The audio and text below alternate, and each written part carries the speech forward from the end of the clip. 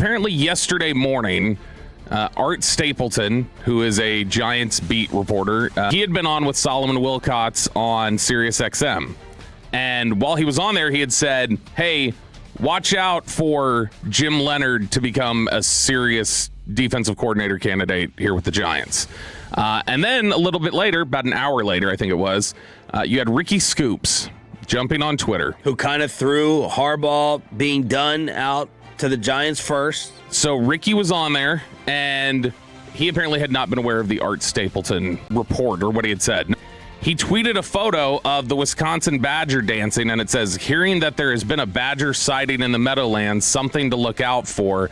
And he keeps on posting Badger images now. So, and a lot of people are like, you're incorrect because it can't be a Badger sighting. You can't do these in-person interviews. Denver needs to be eliminated. And then he followed up and he's like, I'm not being literal that like Jim Leonhard is there in person, but he could be soon. Yeah.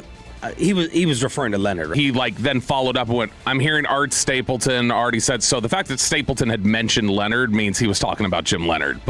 And you always tell us to look for the ties, right? We all know look for the connections. And there is one. There's one. They spent a year together in 2008 with the Baltimore Ravens. And there's connection there. Shoddy was there. Yeah, Shoddy was there in New York those 2 years. When did he get there? Shoddy got there in 2006. He was 2006 to 2011. So 2009 is when Jim Leonhard would have gotten there. But does it suck if you get John Harbaugh in the NFC East, and then immediately he comes in here, and then one of the defensive coordinators that's, if not at the very top of your list, is right there, if he was to just come walk in here and snatch him up immediately? We should have a sense of comfort that this could come down to money. We should.